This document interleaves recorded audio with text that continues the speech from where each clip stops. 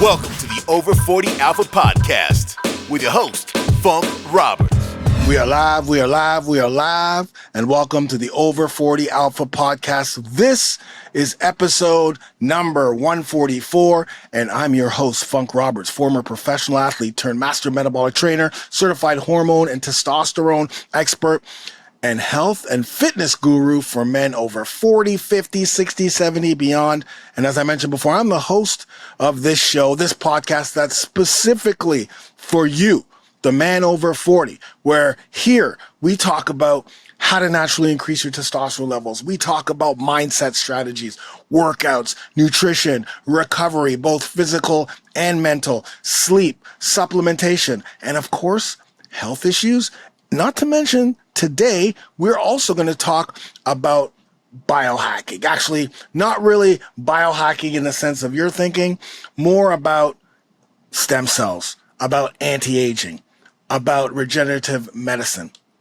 And I'm really excited today because we have Dr. Jeffrey Gross, who was or still is a neurosurgeon, right? So, a neurosurgeon whose specialty is in prevention, diagnosis and surgical treatments, mostly for the spine, the neck, the central nervous system. I guess that's pretty much everything, spinal cord, etc. But he's transitioning over to the biohacking world. He lectured last year at the Biohacking Congress and the Biohacking World Summit, and is really putting himself in the forefront of stem cell and, regenerative medicine. And so, I love that topic. I love this topic. We had Adil Khan on. You can listen to that episode after you listen to this one and really and truly get a ton of knowledge on, what anti-aging really looks like, what stem cell medicine is all about.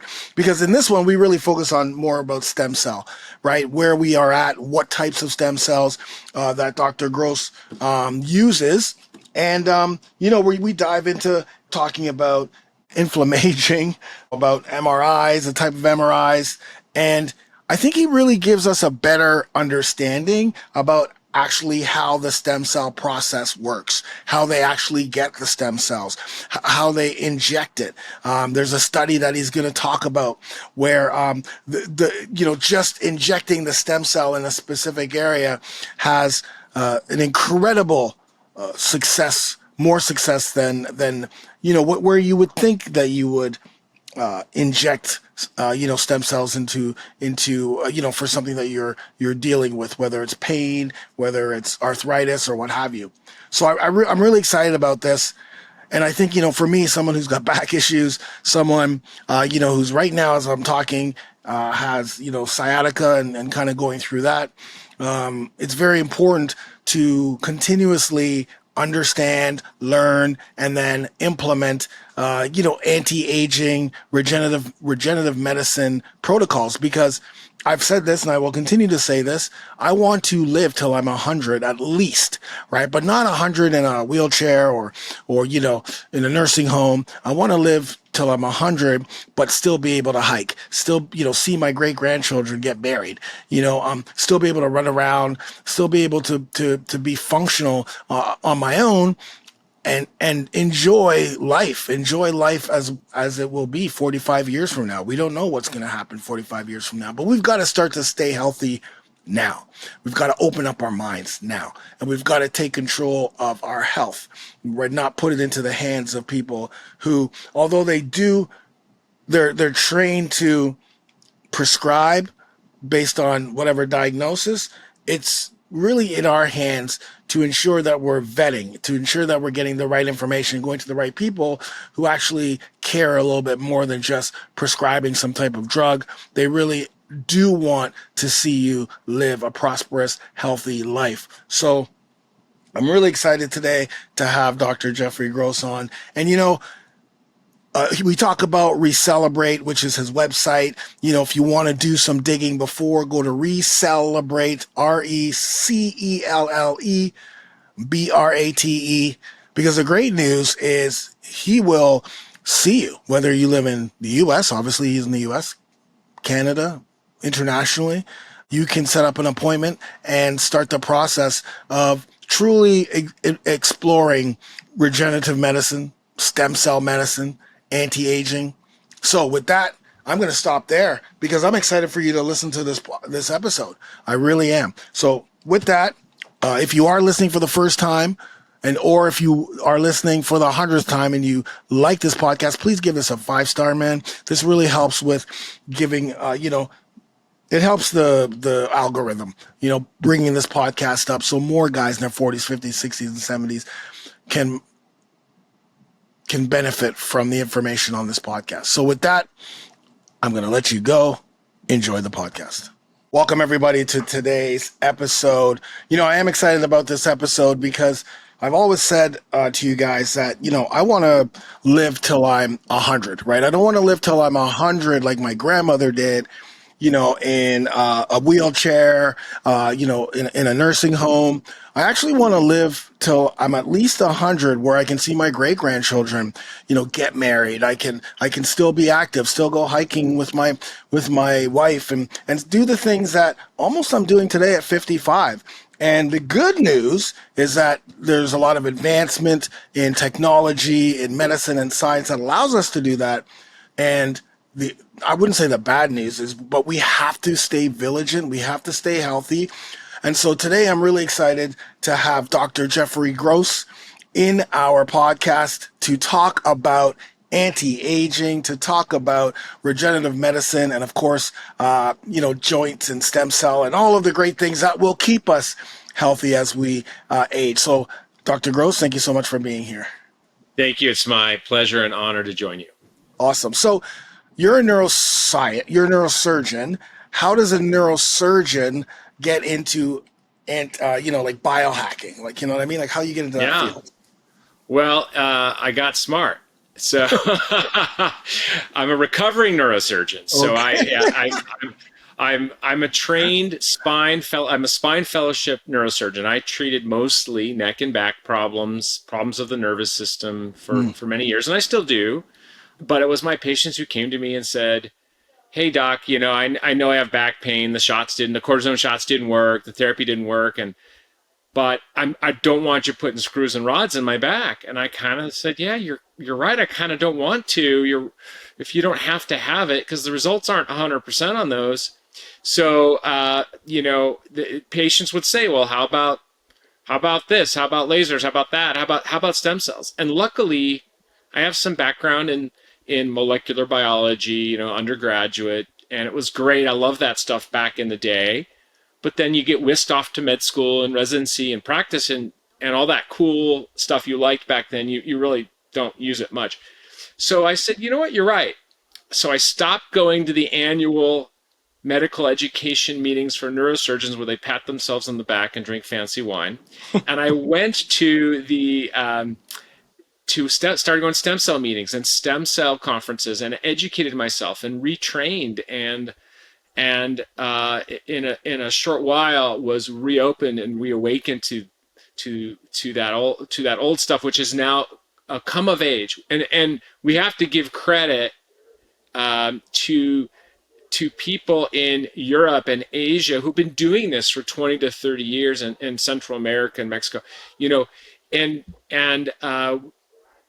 we are here in North America the last to get it, really. But it's here now, and I find it amazing every day, the results.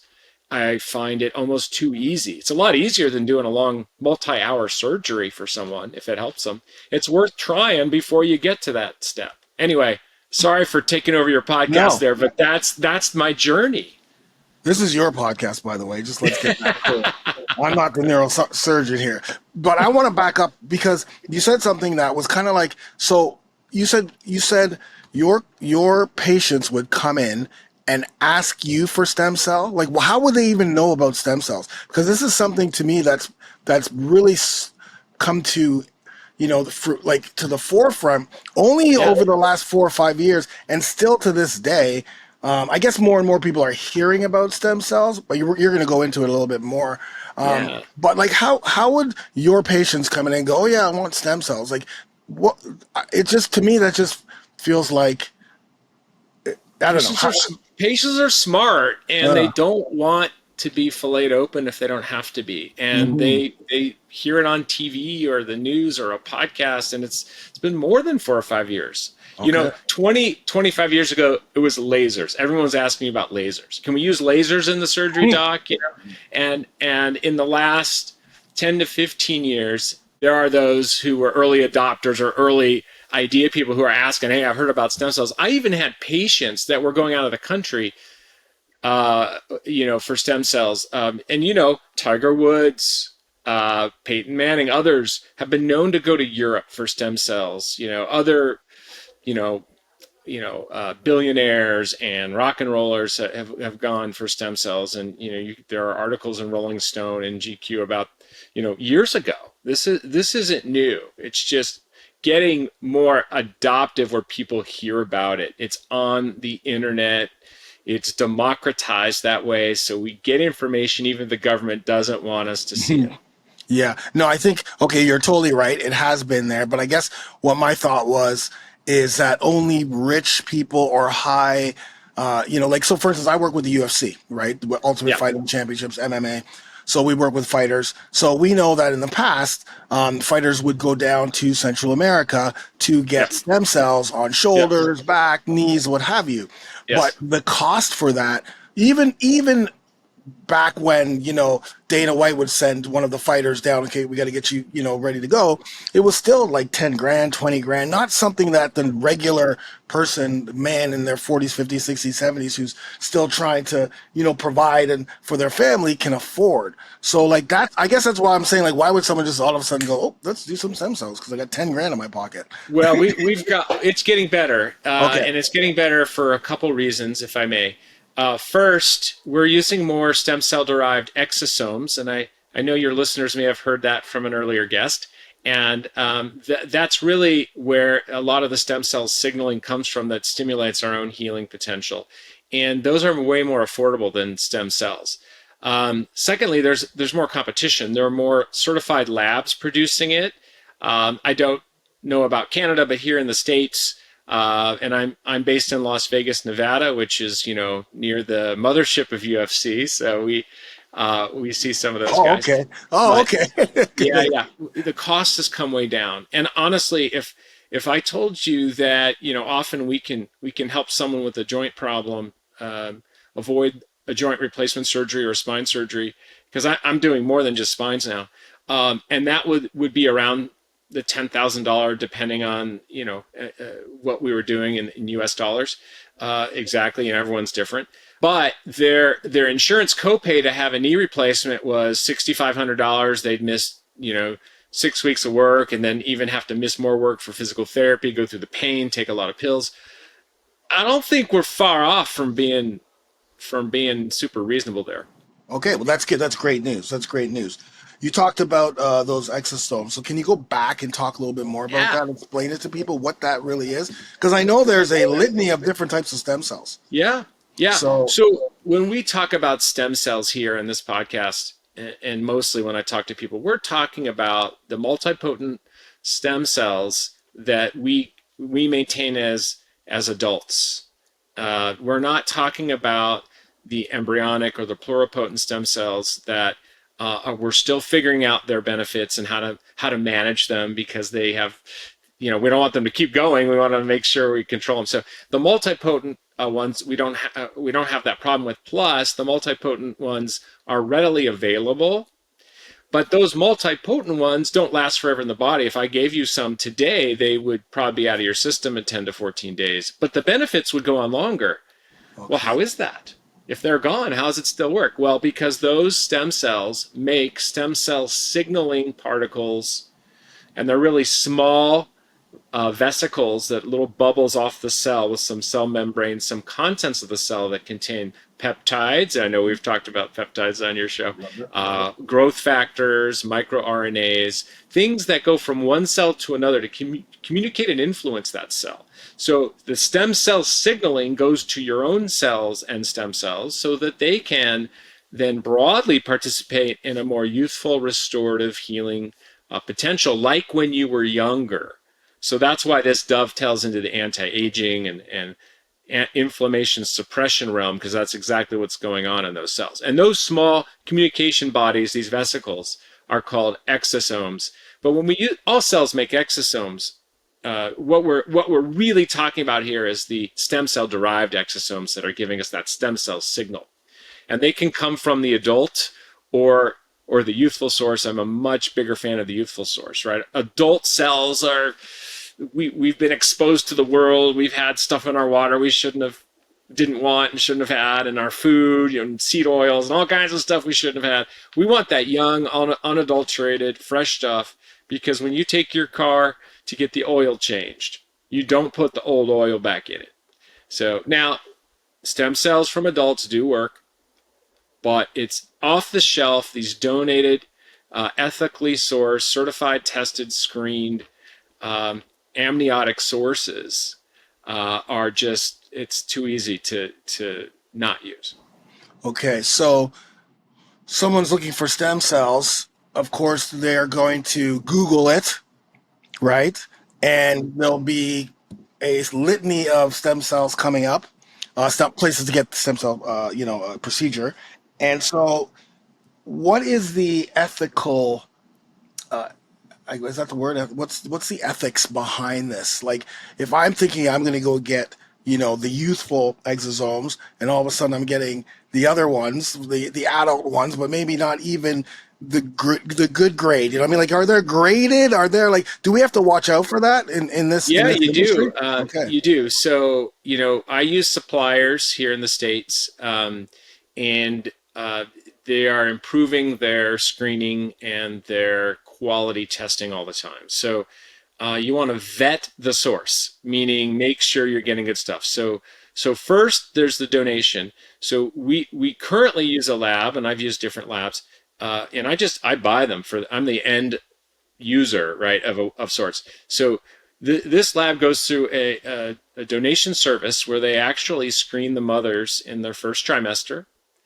And these mothers have to be, on prenatal vitamins, they not drinking, not smoking, etc., and have no diseases. And the particular lab we use specifically uses mothers who have not been vaccinated for SARS-CoV-19. And that, although that's not a political statement, it could be. It's not one. Yes. But we just don't know the long-term ramifications. We're still learning things, right? So just to be sure, we don't use any vaccinated mothers. These mothers then, what they do is when they have an elective C-section, so it can't be an emergency one, or something happened quickly.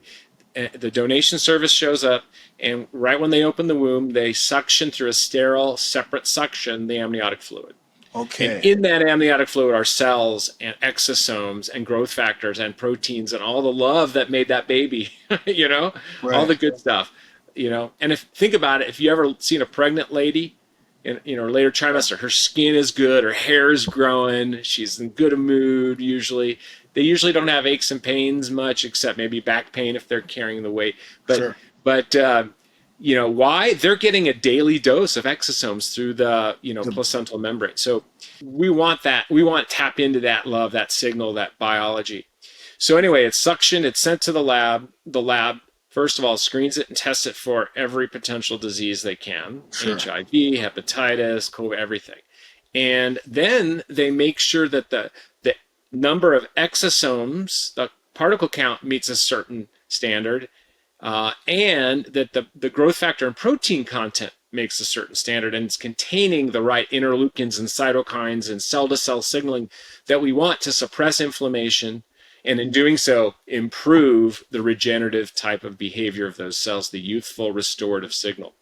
So that's how you vet a lab. And by the way, the lab is, ironically, FDA compliant, FDA certified, and they follow something called CGMP, which is how you handle these tissues and cells. Yeah. So that's what you're looking for.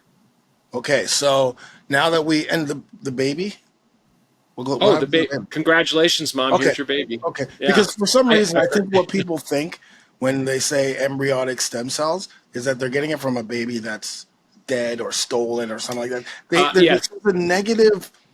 Yes. Thought. Yeah. That as far as I know, that's mythology. Okay, that's what I thought.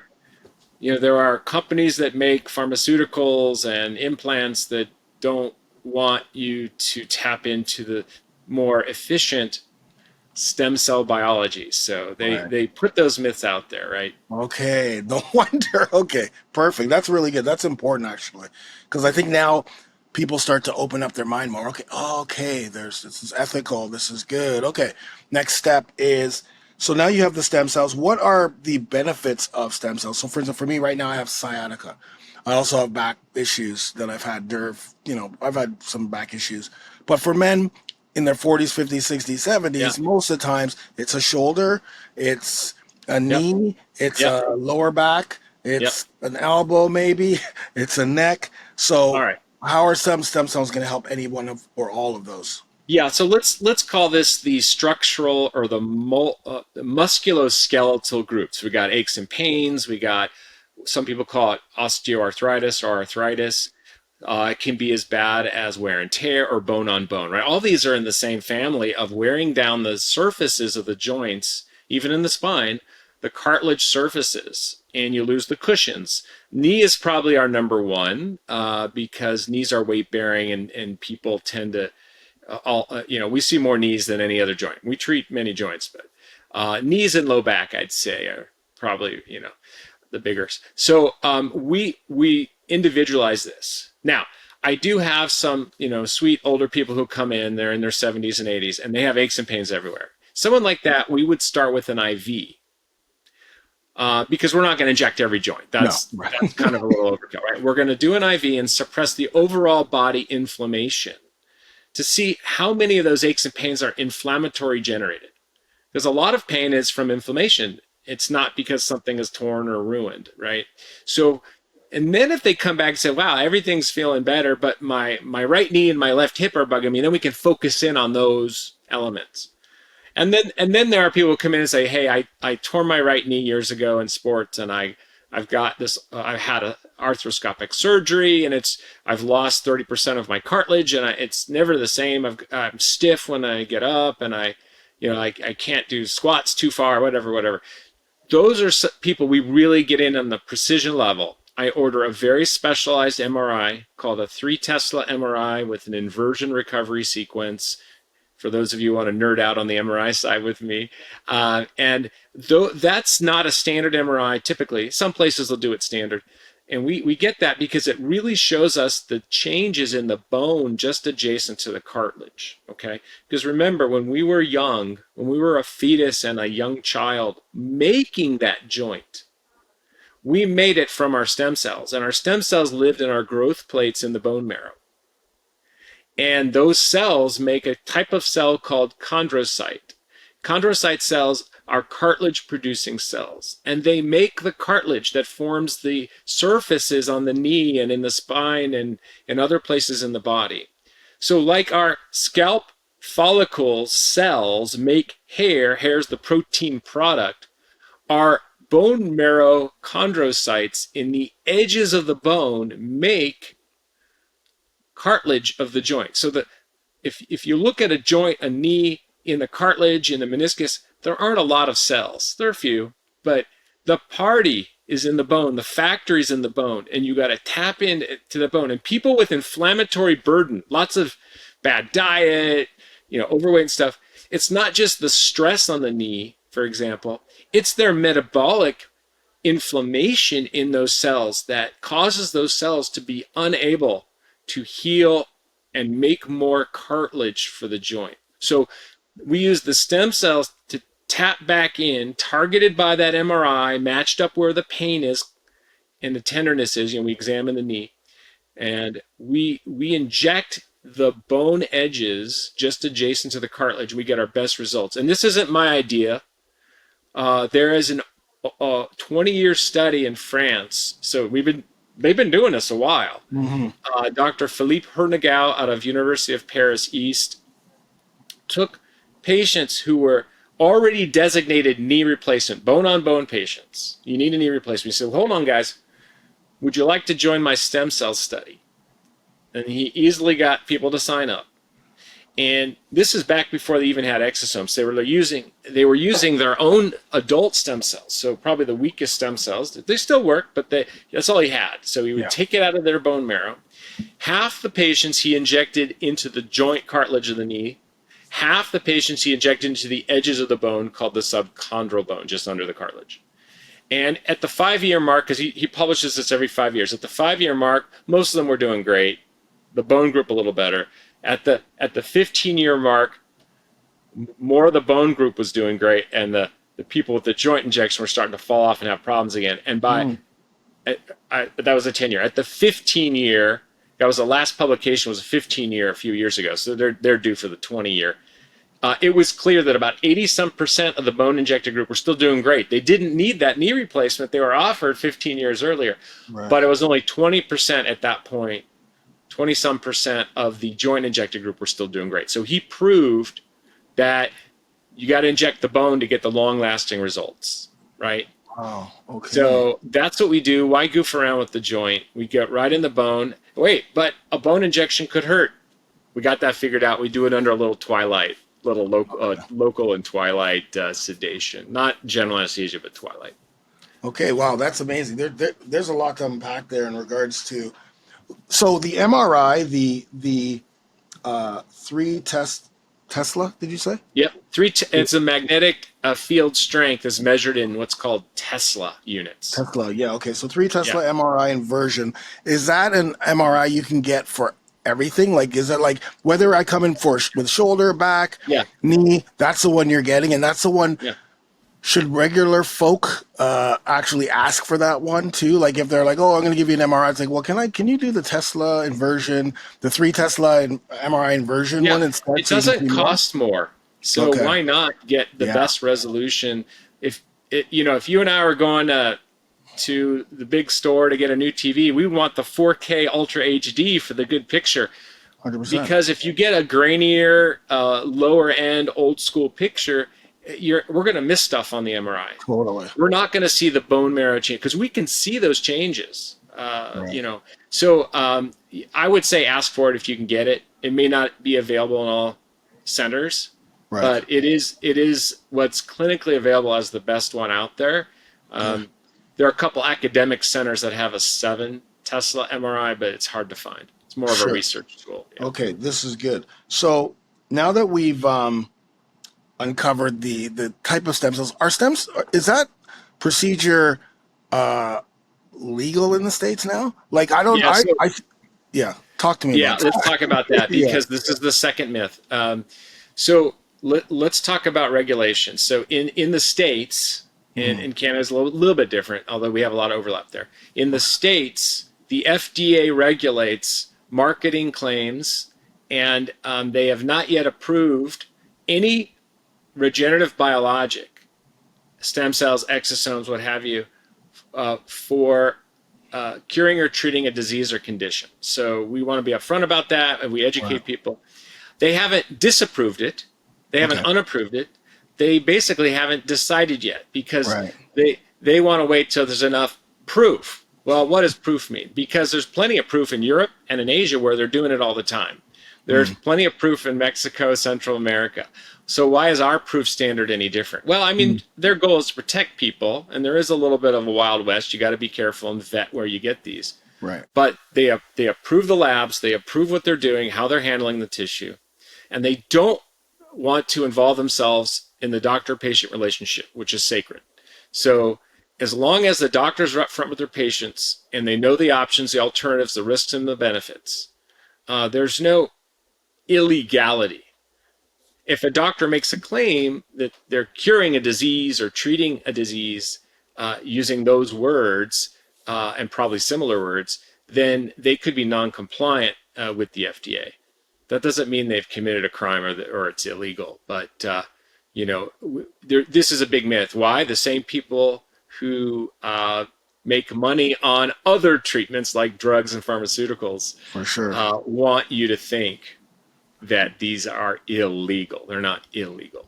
Right. Yeah. One of the things I always tell my guys is to push back on, your doctors right away prescribing you. I got a new doctor. So my original doctor is the one who brought me into this world. He's been my doctor since day number one, and he's seen everything from from over the years. But he retired, and a new doctor came in, and I went to get my PSA done, and it was just like I felt almost like I was just a number. You know what I mean? Like there was no, okay, what are you in here for? There was no, hey, how are you? I'm your new doctor, blah, blah, blah. It was just, what are you in here for? Blah, blah, blah. Gave me the test, went and I did the test. I came back. He's like, okay, so your PSA scores are great. It's really, really low. But I see that your cholesterol, your good cholesterol is good and high, but your bad cholesterol is just a little bit high. So I'm thinking I want to put you on prescription. And I'm like, this guy doesn't even know who I am. Like, do you know what I do for a living? Do you know that? So it's like right away it was that. And I said, absolutely not. No, I'm 100% not going to be. Well, let's just monitor it. And and your blood pressure was a little high. And so it was, that was a wake up call for me again, because I always preach this to my guys. But the fact that you have to push back, they don't want to give you your testosterone tests. They're always like, I don't know. Why do you need a testosterone test? Even when I went for my prostate, he asked me, why do you want that test? It's like, well, I'm 55 years old. I need to get that test, man. I got to know what's going on right here. You know what I mean? I want to know if I'm treating this, or if I need to treat it more, or if I don't have it, or whatever. So things like MRIs, things like those things. It's like, no. I want to get this type of MRI. I think it's going to be the best, not only for, granular, but for the people who are going to be reading it, because different doctors will be reading that same MRI test, right? Yeah. Three Tesla plus inversion recovery sequence. That's what you need. Okay. So for one joints, of the things for joints, one of the things I liked about I read something about you where you go to the problem. Like you think about you actually try to go deeper into the diagnosis of someone's spine or neck or back injury. You know what I mean? Like again, I was just talking about how it's just, this is a diagnosis. I'm going to prescribe you something for pain, but you go a little bit deeper. Tell me about why. Yeah, no, thank you. Yeah, I mean, let's look at this. 60 years ago, if you walked into the doctor's office and you say, I have low back pain, you'd walk out with, a diagnosis of, I'm going to give you the word. It's, lumbalgia, right? It's this, what does that mean? It means low back pain. Well, what's causing it? I don't know. Right. Back then they had x-rays. X-rays don't show much, In fact, I have a lot of patients come in with a back or knee problem, and all they've had is an x-ray. And they said, oh, yeah, my doctor said I need surgery. On an x-ray alone, in the modern era, that may not be enough. Okay. So we've figured out that there are specific causes of, let's just take low back pain, for example, whether it's, relevant to you and a lot of your listeners and a lot of people I've seen over the years and will see. Back pain can be from a mechanical problem of the spine. It could involve the disc. It could become from one of the joints called the facet joints of the spine, maybe both. It requires figuring that out, not only as to the source of the pain, what we call the pain generator, but is there an inflammatory component? Is it one level, one side, another level? I mean, is it the muscles? Is it the ligament? I mean, there's so many elements. It's like if, you bring your car and it's making a noise. And you left and after they fixed it and they just said, noise repair. Well, you go in there and they want to figure out what's causing the noise. Oh, it's your fan belt. It's this, it's that. We got to really break it down and not just shotgun it with anti-inflammatories and cortisone shots, because they have a role, but they're really overused. And I was participating in that over the years because I didn't have my hands on stem cell medicine. And I'm going to tell you this story too. People come in here and I say, hey, I've got an option for you that's different. Let's talk about it. Let's talk about surgery. Let's talk about cortisone shot. Let's talk about regenerative medicine. And they go, okay, I'll think about it. And they go see their regular ortho or whatever. And they come back and say, I don't know what to do. My ortho says it's not yet ready. Stem cells aren't there yet. They're not proven. They go, okay, let's sit down. I show them the literature. I show them the French study. I show them what they're doing in Asia. I show them some of my befores and afters where we've seen restoration of cartilage. And I can show those stories and not violate any of the FDA issues here in the States. And it's hard. And I say, I get it. 6 or 8 years ago, I'm an open-minded guy, but I would have said the same, only because I didn't open my mind to it. I didn't go investigate it. So I think that the people who come and are interested in this type of, approach to dealing with their problems are already open-minded and have heard of the results out there. Yeah, and or have gone through several different procedures and still have the exact same issue. It has not gone away year after year. And now it's like, okay, I gotta try something else before I get under the knife. So I read about you speaking in biohacking summits, biohacking, like that's pretty huge. And I think the three big things would be anti-aging, regenerative medicine, and like joint and spinal disc regeneration. So let's first go with the anti-aging, because I started this whole thing off. I wanted to live till I'm 100, and that's one of the things that I for me, it's the lifestyle change, which includes everything. But what are your thoughts on anti-aging and things that we can do? Yeah, you can't jump into regenerative medicine, because I jumped into it to add it for my spine patients, but you can't jump into it and not sort of expose yourself and be practicing longevity or anti-aging medicine. So I've wrapped my arms around that, and I enjoy that. Right? And it includes all the elements, because you want even someone who's having a knee procedure here, I want their body as receptive as possible, as inflammation suppressed. So, the right exercise and sleep and diet and supplementation and aversion to, bad things. So we want all that, but that really is, epigenetic or longevity medicine, where you seek to suppress inflammation, right? Inflammation being aging the cells. And if you can suppress the inflammation, you're suppressing the cellular aging. And if you slow your cellular aging, you're slowing your aging biologically. You're not going to slow the calendar, but you'll be healthier longer. We use that term health span, right? Because you don't want to just be old and in a nursing home, your last 10 or 15 years. You want to be vibrant. You want to be 100 and be active, and that's the key. The one key, if you could do anything, is keep moving, because if you take care of your muscles, you release the myokines, which are these anti-aging little tiny peptide hormones in our body that help us, and they help prevent cognitive decline. And if you take care of your muscles, you take care of your muscle mass, then you're stimulating your bone density, where the bulk of your stem cells are. So you're taking care of your stem cells. So take care of your muscles and bones. And muscle mass and bone density are both correlated with longevity. So you just keep moving. That's right.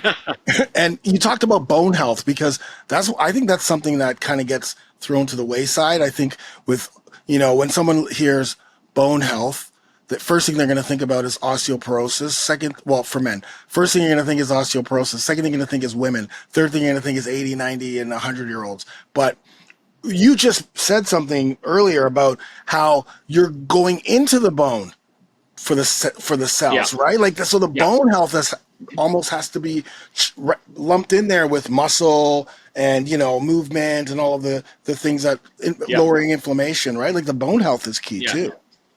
Yeah, so interesting, and this causes me to mention a few things. So first, one of the early uses of exosomes injected into the bone was to help fractures that were having difficulty healing, because the bone marrow was just not healthy.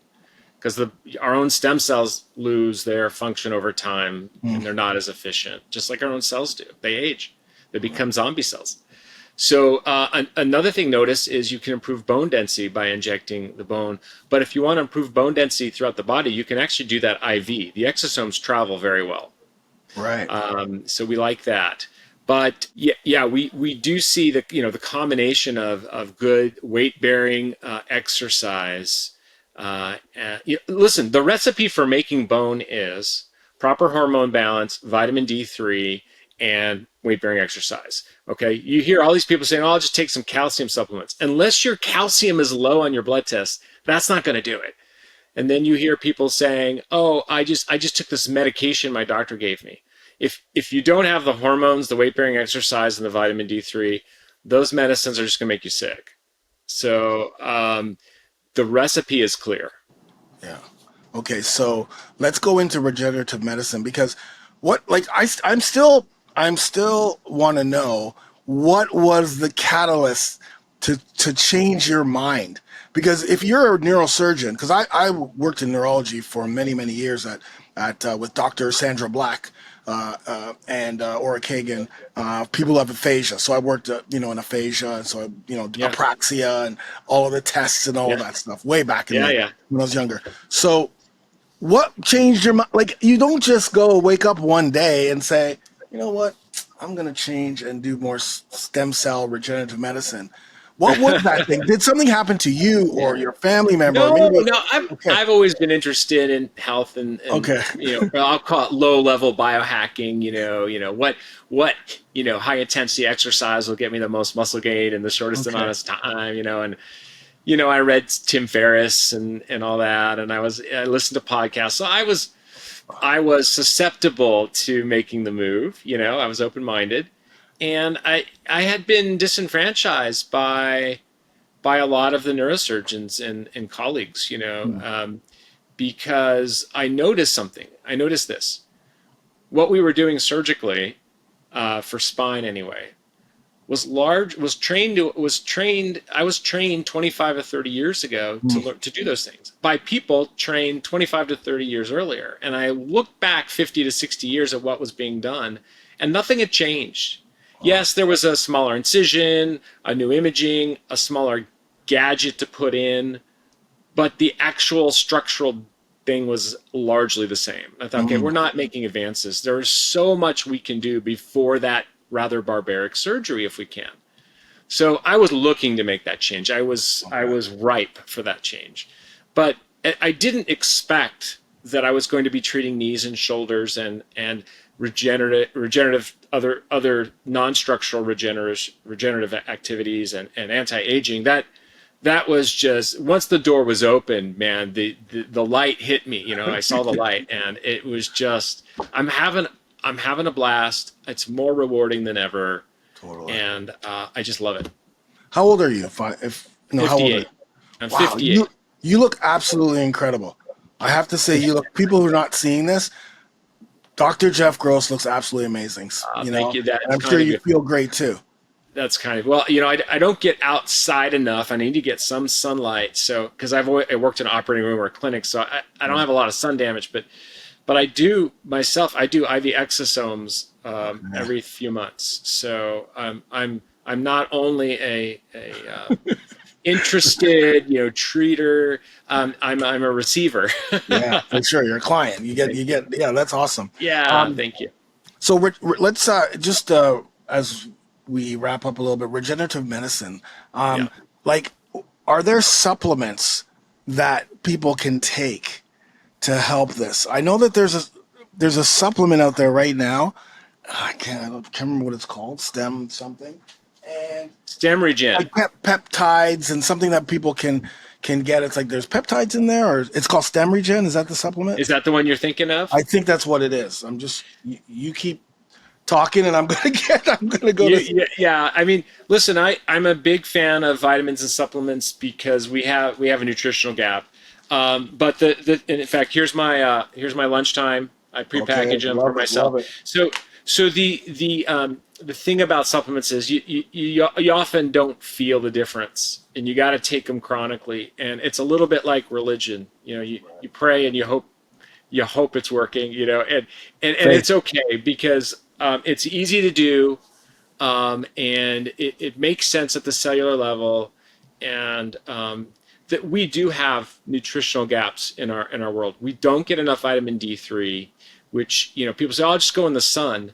The sun converts D2 to D3. Unless you have enough D2, you're not. It's not good enough. You got to take a good amount of D3. D3, if you take it, is associated with longevity.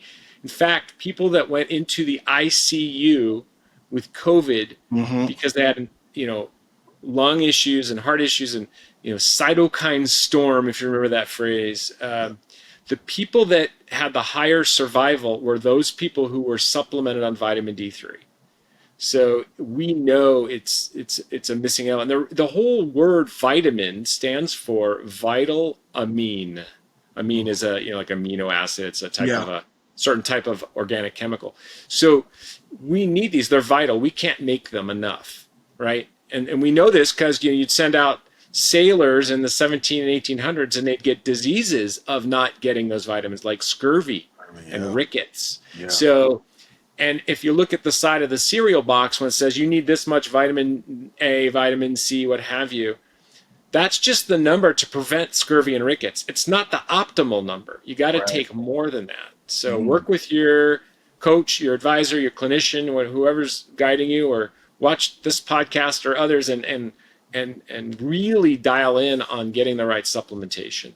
Yeah, I tell my listeners, as we get older, we need supplements. Like we're gone are the days of, I got this far without supplements, I don't need them. It's like, hey man, you're not cool anymore. That used to be like the cool thing. That isn't cool anymore. It's like, what are you talking about? Okay, it's BPC 167. Oh yeah, that's one of my favorites. Okay, so is it, or are you just saying that? So that's a peptide. So now we're going to go from vitamins and supplements to peptides. So let's go. Peptides are, as you know, small protein fragments. Yeah. They represent very primitive growth factors and cell-to-cell communicating hormones, or we call cytokines or paracrine factors in our body, and you find these in many animals as well. So we are now learning more and more about these small factors. You think about, there are so many peptides in our body, and medications that are peptides like insulin or Ozempic or things like that. These are simple, constructed amino acids in usually short chains. BPC 157 is wonderful for cellular healing. It influences certain genes that get called upon to make proteins, and it influences our cell. If you eat a healthy diet, you're influencing your DNA. You're not changing it. It's not gene therapy. You're just influencing which genes are called upon to do things for you. Well, peptides do that as well. Now, the thing about peptides is if you eat them, you digest them just like eating protein. So you really don't get much orally. You have to inject them subcutaneously to get the benefits, except BPC 157 does have some oral absorption somehow. I don't know how that works. And GHKCU, another peptide, is also good topically or intranasal. But most peptides you have to inject. Some are daily, some are every few days, and some of them you cycle on and off. You gotta become an expert in it by going to the internet and doing your homework. And TB4, what is that? Do you know what TB500? TB500. So when you look at what's called the Wolverine protocol or the healing protocol, you've got your BPC 157, your TB500, and some people will use one of the growth hormone stimulate or releasers like Samoralin or Tesamoralin. Yeah. Okay, I got the idea. And then the GHKCU is intranasal. Would be those four would really, if you're healing an injury or you've got some work to do to get healthy, that you could try that protocol. It's called the Wolverine protocol from the X-Men. Yes. So it is good. Wolverine would heal himself, right? He would just I heal. love Wolverine. That's exactly what I want. People are like, what is your superpower you want? I want to heal myself every time. There you go. Yeah. Okay, so that's good to know. I like that. And you can get those online, right? You can get you don't need a physician for those. You become your own best doctor and look at that. I mean, it's nice to have guidance from a coach or a clinician. Yeah. So guys, just to let you know, I'm going to dive into that and get into that. But knowing that you're in the US, knowing that, do you have other offices? No, but I'll be honest with you. Most of my advocacy and consulting I do like this through a televideo. We have Canadians, we have people outside the country, we have US from all over, and we talk to them and get to know them. Sometimes we get some labs and look at the labs, and not just the regular doctor labs, man. We dig in deep. We look at all kinds of things. We might do biological age tests, certain inflammatory markers. We love people who do health metrics, and we use the health metrics like if you wear an Aura ring or a Whoop band or something like that. We love to track HRV. Yeah. I'm going to tell you a quick story. We had this young biohacker came in, very healthy guy, exercised a lot, and he wanted to try IV exosomes, so we did them. And I talked to him a few days later. He's like, I really don't feel much, because some people I felt wow the first time. Some people don't feel much, and he goes, I don't feel much, and I go, well, we'll give it some time. The day later, he sent me a screenshot from his it was Whoop or Aura, whatever he was tracking. His HRV went up 50%. Wow. Yeah. And he goes, yeah, I may not feel much, but I know it's doing something, because he made no other changes in his life. He didn't sleep better. He didn't, rest. It was the exosomes. So that's amazing. That is incredible. So we're definitely going to have you back again, dive into some more. Anytime. I would love it. It's been absolutely amazing. Where can people find you? Because the fact that you do talk to people in the U.S. I've got a lot of U.S. listeners. I got a lot of people from, internationally, people from Canada. So my guys are going to be like, oh, I want to talk to Dr. Gross. Where do they find you? I love it. Yeah. Oh, yeah. We'd love to meet new people, especially if they're interested in all this stuff, because I love to just nerd out and talk about it. But our company is called Recelebrate, because we are celebrating the renewal of your cells. So RECELLEBRATE. And that's the name of our website, our Instagram, our Facebook, our TikTok, our LinkedIn. Just if you type that in, you'll find us. And then when they get to that page, is there something that they can do to start the process of talking to your team or what have you? Yeah, there's something right there. Number, email addresses, fill out this form. We'll contact you. Stuff. You'll find us. It's not difficult. Yeah. Awesome. Any last words you want to tell people? I do appreciate you being on. This has been great. Last words? I'm honored to be here. I'd love to, if you want to pick some topic to nerd out on again, please tap into us. Just keep moving. If you could do anything, move. Exercise is the longevity, simplistic way to go. If you start in regenerative medicine, if you're exercising, you're already starting. That's great. Awesome. Thanks so much. I appreciate you. Thank you. And we'll see you again. Thank you.